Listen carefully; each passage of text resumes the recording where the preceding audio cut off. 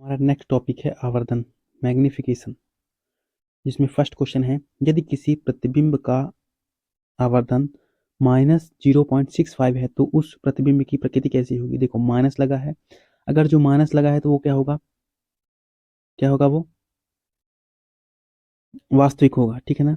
और अगर जो प्लस लगा है तो क्या होगा, आभासी होगा। ठीक है, माइनस वास्तविक प्लस आभासी। माइनस लगा है इसलिए से हमारा वास्तविक होगा, ये तो ए हो सकता है, या तो सी या तो डी, बी तो नहीं होगा, ठीक है ना। और देखो एक से छोटा है, एक से छोटा है इसलिए से आवर्धन हमारा क्या होगा, छोटा होगा। छोटा ये है, छोटा ये, यानी कि ए, ऑप्शन ए भी नहीं है, ये तो सी है, ये तो डी है।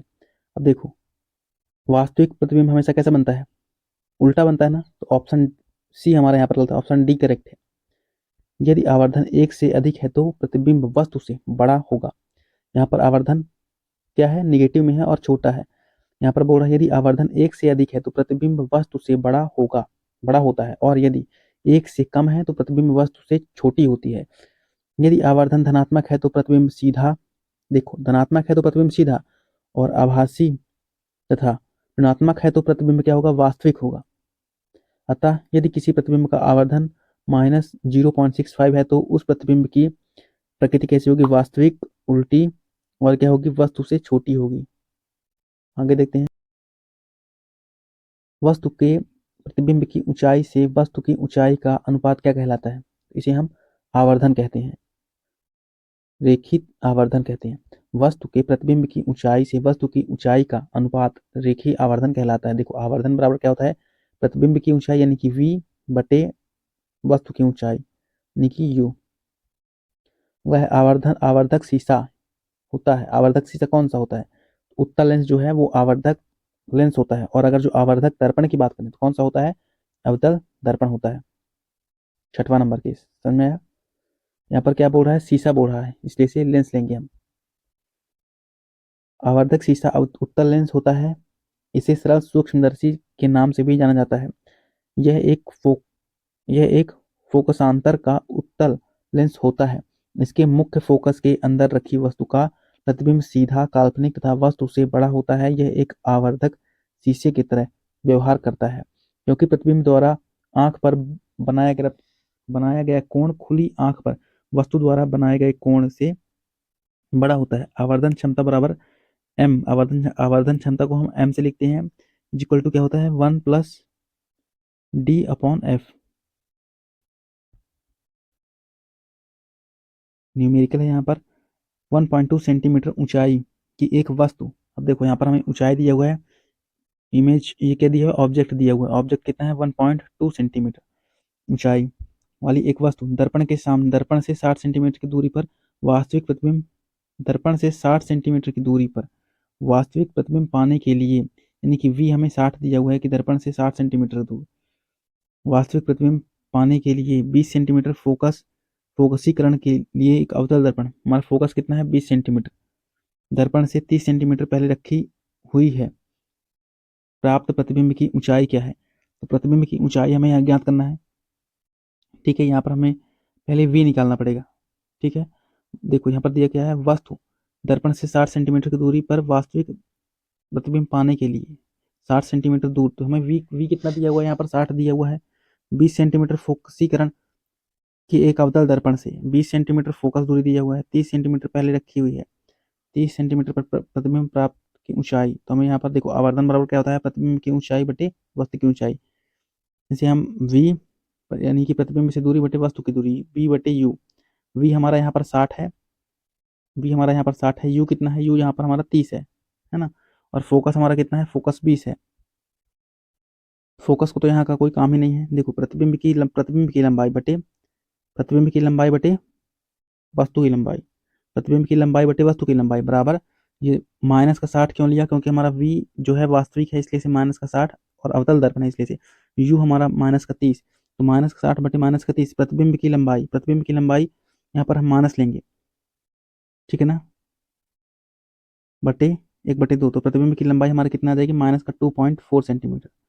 अगला क्वेश्चन है, एक साधारण आवर्धक ग्लास में निम्न शामिल है, क्या शामिल है, छोटी फोकस लंबाई के उत्तल लेंस। उत्तल लेंस देखो आवर्धन किसमें होता है, उत्तल लेंस में, ठीक है ना। आवर्धन ग्लास की बात करें तो उत्तल लेंस होगा, अवतल की बात नहीं होगी यहाँ पर। उत्तल लेंस या तो ए होगा या तो डी होगा। अब देखो उच्च फोकस लंबाई के उत्तल लेंस, उच्च नहीं, छोटी फोकस लंबाई, छोटी फोकस लंबाई, ठीक है ना। देखो आवर्धन लेंस छोटी फोकस लंबाई के उत्तल लेंस होते हैं। इसका प्रयोग सरल सूक्ष्मदर्शी में भी किया जाता है, जिसकी सहायता से सूक्ष्म वस्तुओं का आभासी एवं बड़ा प्रतिबिंब न्यूनतम दूरी पर बनता है और वस्तु बड़े प्रतिबिंब के रूप में स्पष्ट दिखाई देता है। अगला क्वेश्चन है, आभासी और सीधा छवि के लिए दर्पण का आवर्धन होना चाहिए, क्या होना चाहिए, धनात्मक होना चाहिए। आभासी और सीधा छवि के लिए दर्पण का आवर्धन धनात्मक होने का आशय यह है कि वस्तु का प्रतिबिंब आभासी और सीधा बनेगा।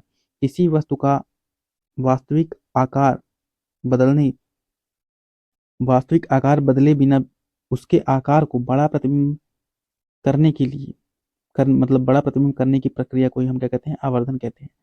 यहाँ पर हमारा आवर्धन टॉपिक समाप्त होता है। अब हम पढ़ेंगे प्रकाश का अपवर्तन, रिफ्लेक्शन ऑफ लाइट। श्वेत प्रकाश का वह घटक जिसका अपवर्तनांक अधिकतम होता है वह क्या कहलाता है, वह बैगनी रंग का होगा।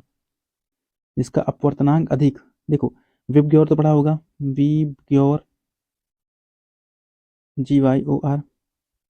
तो यहाँ पर देखो बैगनी रंग का प्रकिंडन भी अधिक होता है, ठीक है, और प्रकिंडन भी अधिक होता है। और क्या अधिक होता है, बैगनी रंग का प्रकिंडन अधिक होता है, अपवर्तनांक अधिक होता है, ठीक है।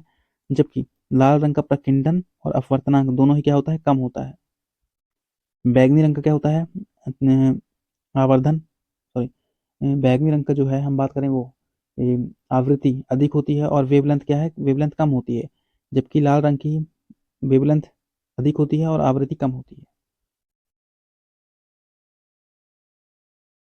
अपवर्तनांक किसी पदार्थ की विशिष्ट भौतिक गुण है, किसी पदार्थ का विशिष्ट भौतिक गुण है। विभिन्न पदार्थों के अपवर्तनांक का मान भिन्न भिन्न होता है। एक ही पदार्थ का अपवर्तनांक विभिन्न रंगों के प्रकाश के लिए भिन्न भिन्न होता है। तरंग दैर्घ्य बढ़ाने के साथ अपवर्तनांक का मान कम हो जाता है।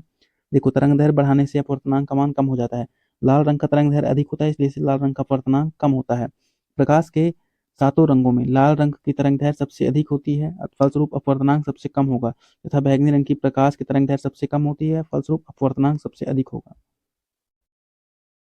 निम्नलिखित में से कौन से बिंदु हमेशा लेंस के मुख्य अक्ष पर स्थित होते हैं। तो लेंस के मुख्य अक्ष पर हमेशा प्रकाश की केंद्र यानी कि ऑप्टिकल यानी कि प्रकाश की केंद्र यानी कि हम पोल की बात कर रहे हैं, ठीक है ना, और आपतन बिंदु,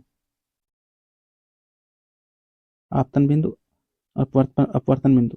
देखो यहाँ पर प्रकाश केंद्र यानी कि यहाँ पर पोल की बात की जा रही है, ठीक है। प्रकाश आपतन बिंदु, अपवर्तन बिंदु, तो यहाँ पर कौन सा हो जाएगा, यहाँ पर केवल प्रकाश की केंद्र हो जाएगा। आपतन बिंदु और अपवर्तन बिंदु जो है, जैसे हम यहाँ पर लेंस बनाएंगे, मान लो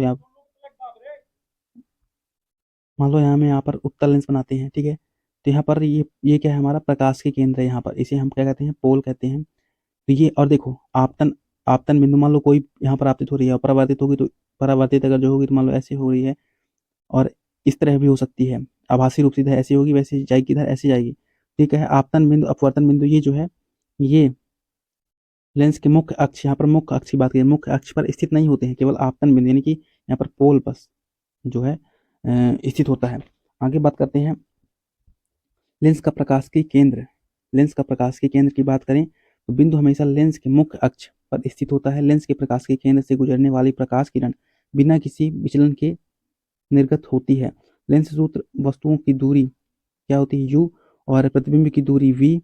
आगे बात करें तो यहाँ पर लेंस सूत्र क्या होता है, 1/f is equal to 1/u minus 1/, देखो इस तरह भी लिख सकते हैं इसे हम, 1/f is equal to 1/v minus 1/u, इस तरह भी इसे हम लिख सकते हैं, ठीक है ना। और इस तरह भी लिख सकते हैं, दोनों तरह।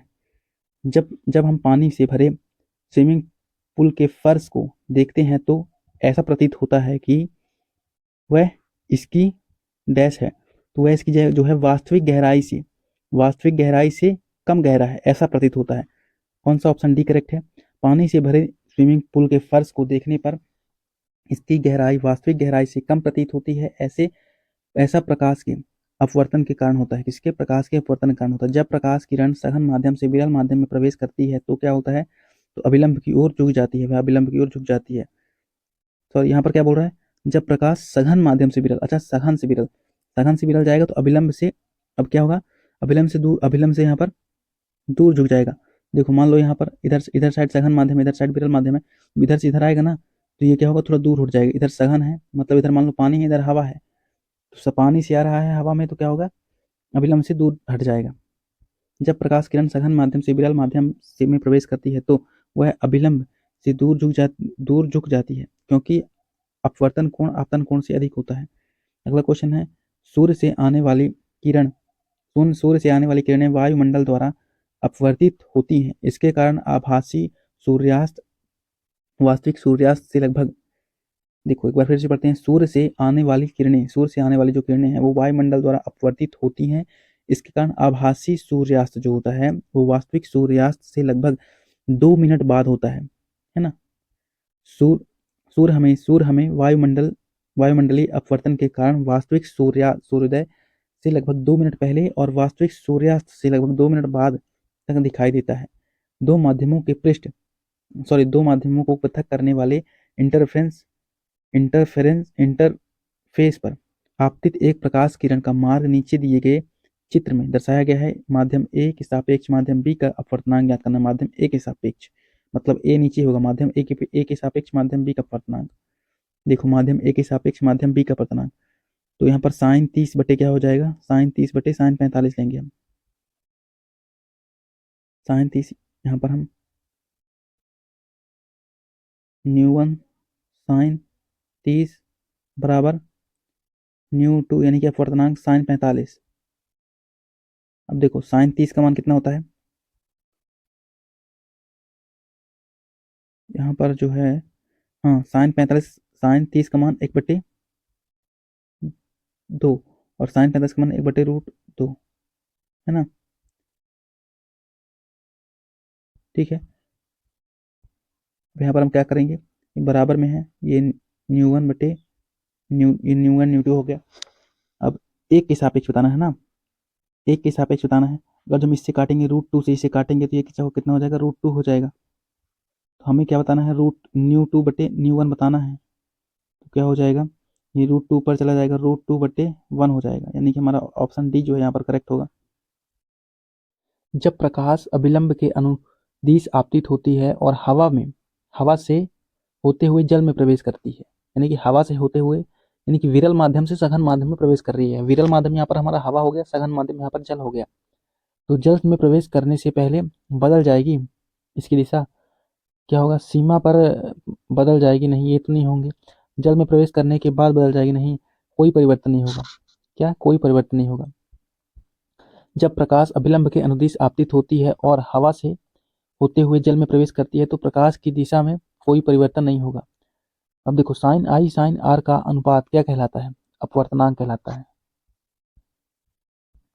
जब प्रकाश किसी एक माध्यम से दूसरे माध्यम में प्रवेश करती है तो दोनों माध्यमों के पृथककारी तल पर आपतन कोण और अपवर्तन कोण की जया का अनुपात साइन आई बटे साइन आर बराबर n, एक नियतांक n होता है। इस स्थिति को पहले माध्यम के सापेक्ष दूसरे माध्यम का अपवर्तनांक कहते हैं। आगे देखते हैं, तारे का टिमटिमाना। ये क्या है, तारे का टिमटिमाना, तारे का टिमटिमाना जो है प्रकाश का अपवर्तन का एग्जाम्पल है। देखो हवा के विभिन्न परतों के घनत्व में परिवर्तन की वजह से अपवर्तन में निरंतर परिवर्तन होने के कारण जो है प्रकाश का तारे का टिमटिमाना होता है। हवा के विभिन्न परतों के कारण हवा के विभिन्न परतों के घनत्व में परिवर्तन की वजह से अपवर्तनांक में निरंतर परिवर्तन होने के कारण जो है तारे टिमटिमाता है। इसके बाद बात करते हैं, देखो वायुमंडल में मौजूद वायु के विभिन्न परतों के घनत्व में परिवर्तन की वजह से अपवर्तनांक में निरंतर परिवर्तन होने के कारण रात्रि के समय तारे के टिमटिमाते हुए प्रतीत होते हैं, अर्थात तारे वायुमंडलीय अपवर्तनांक के कारण टिमटिमाते हैं। पृथ्वी के वायुमंडल में प्रवेश करने के पश्चात पृथ्वी के पृष्ठ पर पहुंचने तक तारे का प्रकाश निरंतर अपवर्तित होता रहता है। अगला क्वेश्चन है, किसी पदार्थ का अपवर्तनांक भिन्न भिन्न माध्यमों में प्रकाश के संचरण के सापेक्ष चाल के संबद्ध किया जा सकता है। किसी पदार्थ का अपवर्तनांक की बात करें तो भिन्न भिन्न माध्यमों में प्रकाश के संचरण के सापेक्ष इसकी चाल जो है अलग अलग होती है। तो किसी पदार्थ का अपवर्तनांक भिन्न भिन्न माध्यमों में प्रकाश के संचरण के सापेक्ष चाल के संबद्ध किया जा सकता है। जैसे प्रकाश संचरण की दिशा में किसी दिए गए माध्यम का अपवर्तनांक निर्वात यानी कि माध्यम में प्रकाश का चाल बटे दिए गए माध्यम में प्रकाश की चाल। जब प्रकाश किसी एक समांगी माध्यम से दूसरे समांगी माध्यम में प्रवेश करती है तो वह अपने मूल पथ से विचलित हो जाती है, जिसे प्रकाश का अपवर्तन कहते हैं। जब प्रकाश जल से होते हुए हवा में प्रवेश करती है, जल से होते यानी कि सघन से होते हुए विरल में प्रवेश करती है, तो क्या इसकी चाल परिवर्तित हो जाती है, ठीक है ना। जब प्रकाश जल से होते हुए हवा में प्रवेश करती है यानी कि सघन से विरल में प्रवेश करती है, इसकी चाल जो है बदल जाती है।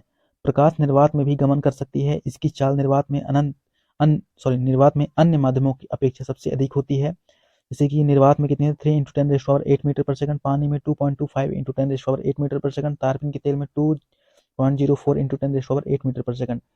अगला है वायु में कोई प्रकाश किरण अपवर्तनांक √3 वाले माध्यम से वायु को पृथक करने वाले पृष्ठ पर 60 डिग्री के कोण पर आपतित होती है।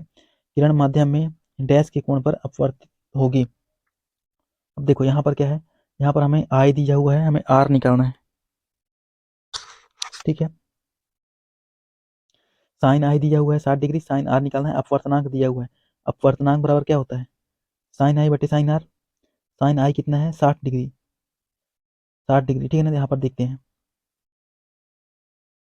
देखो साइन 60 हमें दिया हुआ है, ठीक है ना। साइन 60 दिया हुआ है, हमें साइन आई दिया हुआ है 60 कितना, और साइन आर हमें जो है वो निकालना है, ठीक है। साइन 60 का मान यहाँ पर क्या, साइन 60 बटे यहाँ पर अपवर्तनांक कितना है √3 है, तो साइन 60 बराबर कितना होगा √3/2 हो जाएगा। साइन 60 का मान √3/2 रख देंगे, और ये इंटू √3 है ही है अपवर्तनांक, √3 से √3 कट जाएगा, तो कितना बच्चा 1/2 कितना होता है साइन 30 का मान होता है। अतः जब वायु में कोई प्रकाश किरण अपवर्तनांक √3 वाले माध्यम से वायु को पृथक करने वाले पृष्ठ पर 60 डिग्री के कोण पर आपतित होती है, तो किरण माध्यम से 30 डिग्री के कोण पर अपवर्तित होगी। मतलब क्वेश्चन है डैश का उपयोग करते हुए अपवर्तनांक के मान की गणना की जा सकती है। तो किसका उपयोग करके, स्नेल का नियम का उपयोग करके।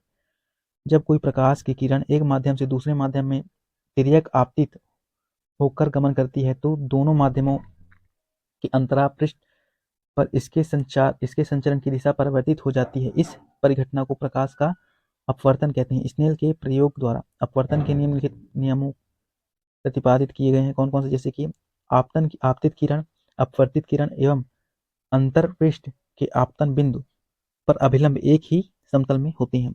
अगला है किन्हीं दो माध्यमों के लिए आपतन कोण की ज्या तथा अपवर्तन कोण की ज्या का अनुपात स्थिर होता है। अतः साइन आई बटे साइन आर बराबर एन। यहाँ एन एक स्थिरांक है जिसे पहले माध्यम के सापेक्ष दूसरे माध्यम का अपवर्तनांक कहते हैं।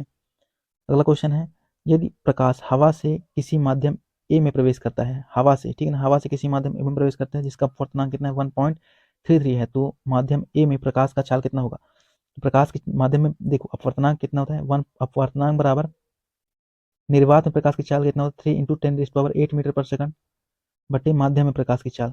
अब हमें माध्यम में प्रकाश की चाल यही तो निकालना है, तो क्या करेंगे, माध्यम में प्रकाश की चाल बराबर क्या करेंगे हम यहाँ पर 3 × 10⁸ मीटर पर सेकंड है, और जो ये 1.33 है इसको नीचे ला लेंगे, तो 1.33। अब इसको जब हम सॉल्व करेंगे तो देखो इसी तरह है, जब इसको हम सॉल्व करेंगे तो कितना आएगा 2.26 × 10⁸ मीटर पर सेकंड लगभग, ठीक है। क्वेश्चन है, जब प्रकाश एक माध्यम से दूसरे माध्यम में प्रवेश करता है तो क्या होगा।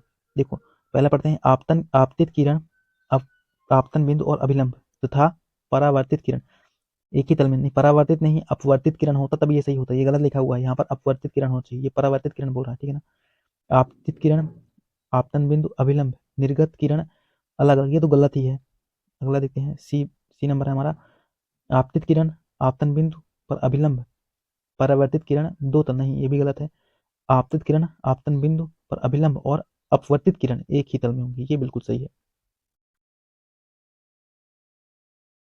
जब प्रकाश एक माध्यम से दूसरे माध्यम में प्रवेश करती है तो आपतित किरण आपतित किरण आपतन बिंदु, देखो आपतित किरण आपतन बिंदु अभिलंब और अपवर्तित किरण सभी एक ही तल में होंगे।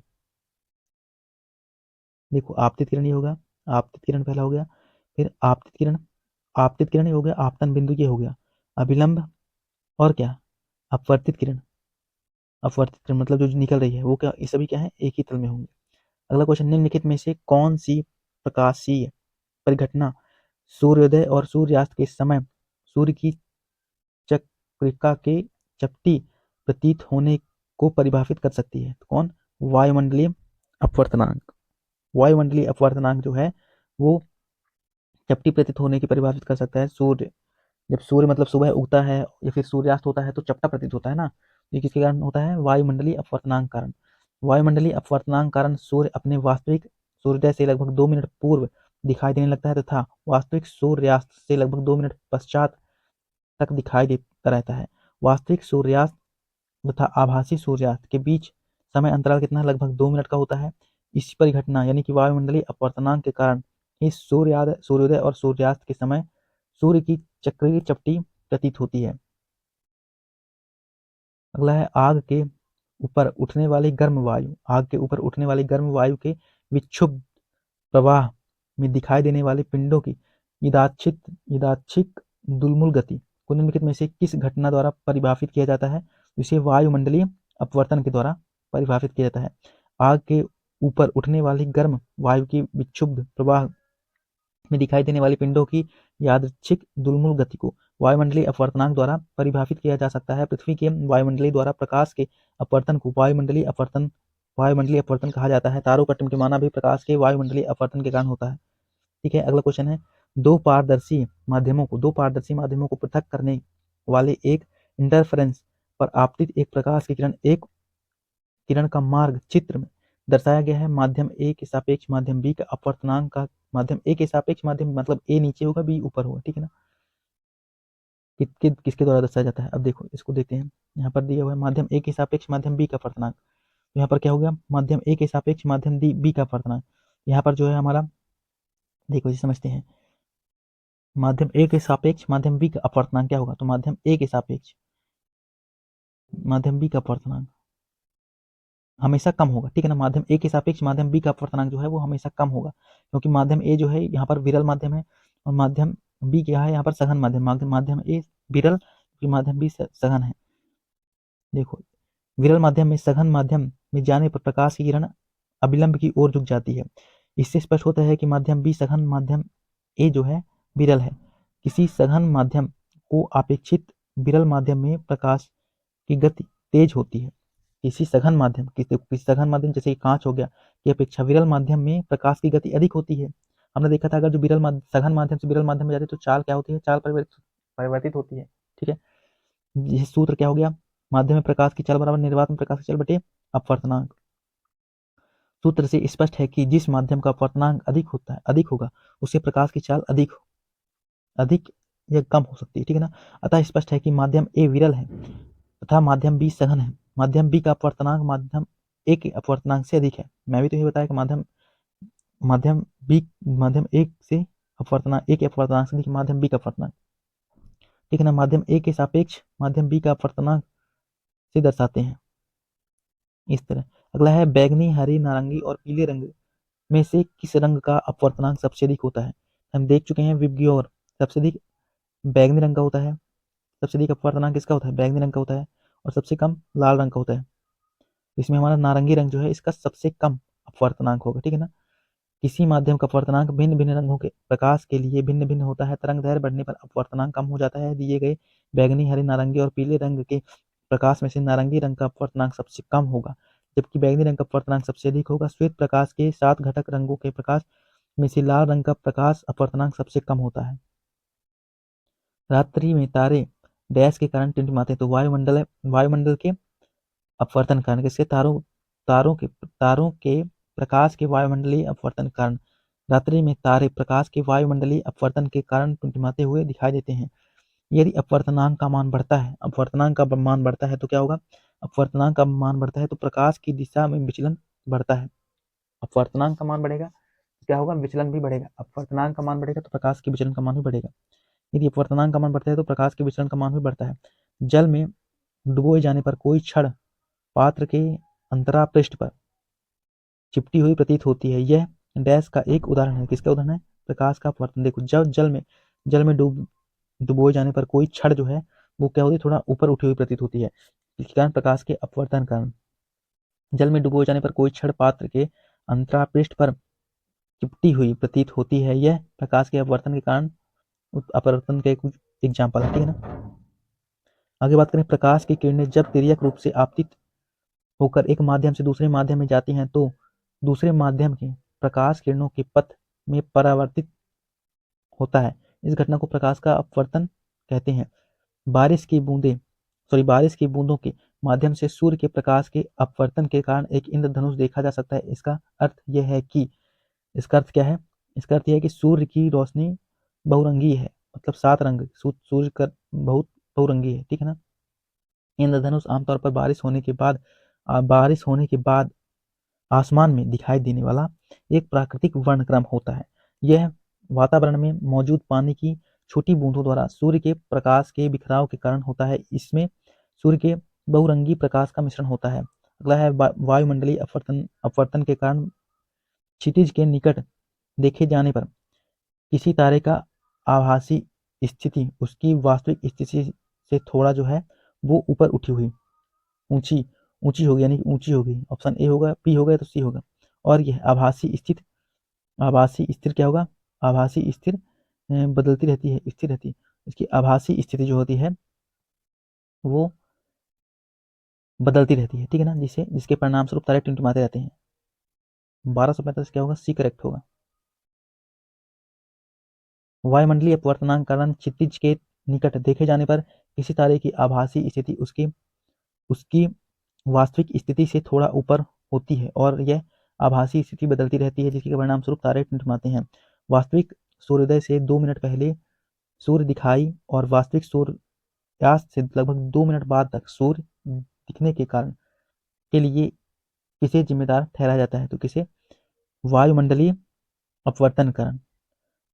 हम पढ़ चुके हैं इसे कि वायुमंडलीय अपवर्तन कारण सूर्य हमें वास्तविक सूर्योदय से लगभग 2 मिनट पहले और वास्तविक सूर्यास्त से लगभग 2 मिनट बाद तक दिखाई देता है। जब प्रकाश की किरणें एक पारदर्शी माध्यम से दूसरे पारदर्शी माध्यम में प्रवेश करती हैं तो दोनों माध्यमों को अलग करने वाले तल पर अभिलंबवत आपतित होने पर बिना मुड़े सीधे निकल जाती है, परंतु तिरछी आपतित होने पर वे अपनी मूल दिशा से विचलित हो जाती है। इस घटना को प्रकाश का अपवर्तन कहते हैं। निम्नलिखित में से कौन सा प्रकाश के अपवर्तन का उदाहरण नहीं है, कौन सा उदाहरण नहीं है, देखो, इंद्रधनुष का निर्माण ये तो है, तारों का टिमटिमाना ये भी है, मानव आंख द्वारा छवि का निर्माण ये भी है अपवर्तन के एग्जाम्पल, जबकि अस्त होते हुए सूर्य का रंग लाल होना ये जो है अपवर्तन एग्जाम्पल नहीं है। अस्त होते समय सूर्य का रंग लाल होना प्रकाश के अपवर्तन के एग्जाम्पल नहीं बल्कि प्रकीर्णन के एग्जाम्पल है। इसका कारण यह है कि सूर्योदय और सूर्यास्त के समय सूर्य की किरणों का वायुमंडल से होकर अपेक्षाकृत अधिक दूरियां तय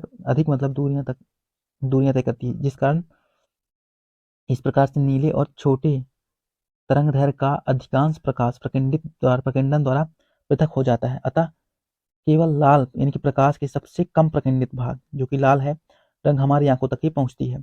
अगला है सितारों के चमकने के पीछे क्या सिद्धांत है। देखो, सितारों के पीछे चमकने का क्या सिद्धांत है। पृथ्वी के वायुमंडल की विभिन्न परतों का अपवर्तनांक लगभग बदलता है। इसके फलस्वरूप सितारों की छवि की स्थिति समय के साथ बदलती रहती है। सितारों के चमकने के पीछे का सिद्धांत कि पृथ्वी के वायुमंडल की विभिन्न परतों का अपवर्तनांक लगभग बदलता रहता है। इसके फलस्वरूप सितारों की छवि की स्थिति समय के साथ बदलती है। अगला क्वेश्चन है, एक चम्मच जो टेढ़ा दिखता है, इस कारण अपवर्तन का एग्जाम्पल है। जब प्रकाश की किरण एक पारदर्शी माध्यम से दूसरे पारदर्शी माध्यम में जाती है तो वह अपने वास्तविक मार्ग से विचलित हो जाती है, जिसे अपवर्तनांक कहते हैं। इसी कारण पानी में पड़ी कोई लकड़ी या चम्मच हमें बाहर से देखने पर तिरछी दिखाई पड़ती है। इसके अन्य उदाहरण में तारों का टिमटिमाना, जल के अंदर पड़ी वस्तुएं तथा तालाब या नदी का तली वास्तविक गहराई से कुछ उठा हुआ नजर आता है।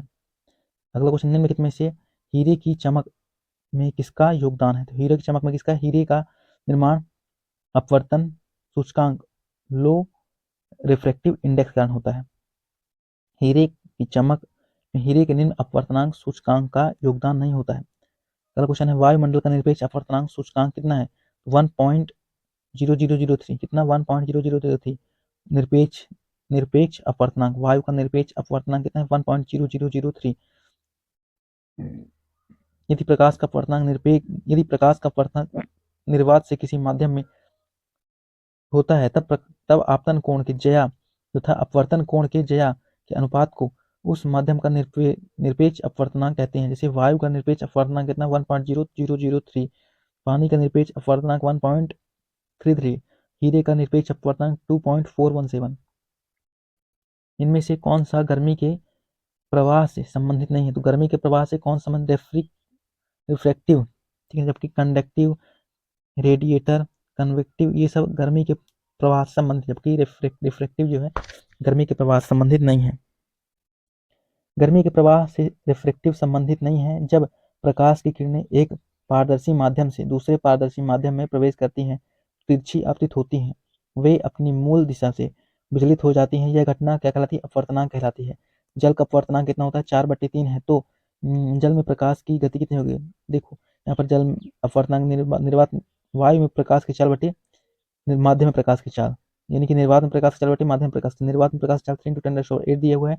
जल का अपवर्तनांक 4/3 दिया हुआ है। वी का मान हमें निकालना है, यानी कि माध्यम में प्रकाश की 4 निकालना है। तो हमारे कितना आ गया? 2.25 × 10⁸ मीटर/सेकंड।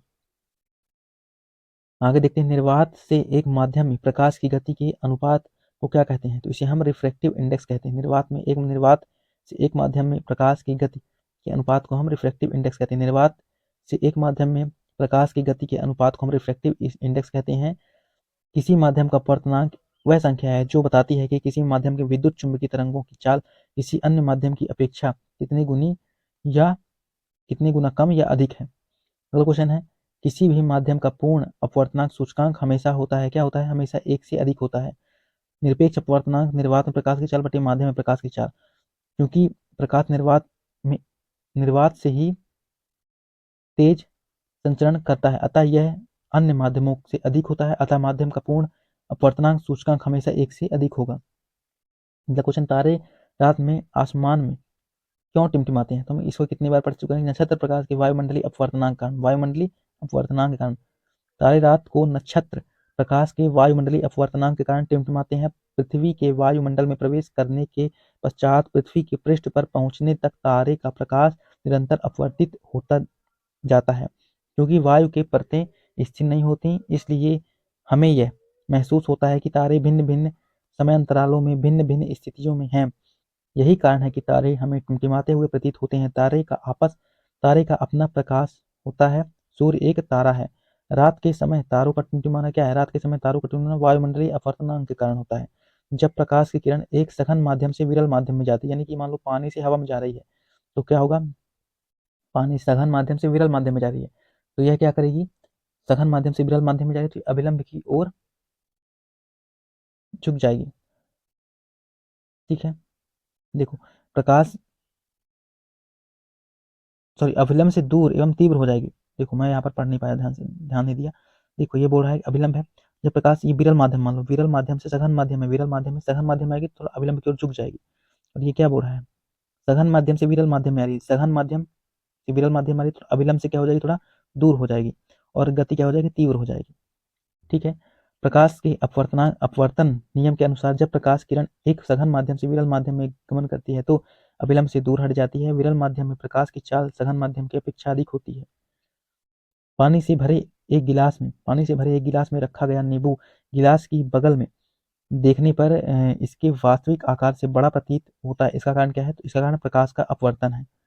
जब प्रकाश एक माध्यम से दूसरे माध्यम में जाता है तो अपने मार्ग से विचलित हो जाता है। यह क्रिया प्रकाश का अपवर्तन कहलाती है।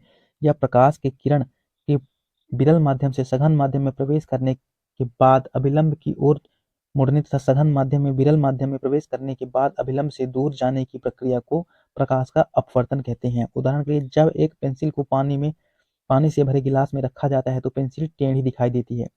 जब एक सिक्के को पानी से भरे टब में रखा जाता है तो सिक्का तल की तलहटी से थोड़ा ऊपर दिखाई देता है। और जब पानी से भरे एक गिलास में रखा जाता है, नींबू बगल में देखने पर क्या होता है? वास्तविक आकार से बड़ा प्रतीत होता है। अगला है, हीरे का निरपेक्ष अपवर्तनांक कितना होता है? हम देख चुके हैं 2.42। हीरे का निरपेक्ष अपवर्तनांक कितना होता है? 2.42। कार्बन के मुख्यतः दो अपरूप होते हैं, पहला हीरा, दूसरा ग्रेफाइट। हीरा ताप एवं विद्युत का कुचालक होता है, सबसे कठोर पदार्थ होता है। इस पर अम्ल क्षार का कोई प्रभाव नहीं पड़ता। हीरा पूर्ण आंतरिक परावर्तन के कारण चमकता है। यह पारदर्शक एवं रंगहीन होता है। ग्रेफाइट विद्युत का सुचालक होता है। निम्नलिखित में से किस विकल्प का माध्यम दृष्टिगत रूप से कम सघन होता है? हवा का जो है यहाँ पर हवा, पानी, बेंजीन, इनमें मतलब कंपेयर करें तो हवा में जो है सबसे सबसे कम विरल होता है।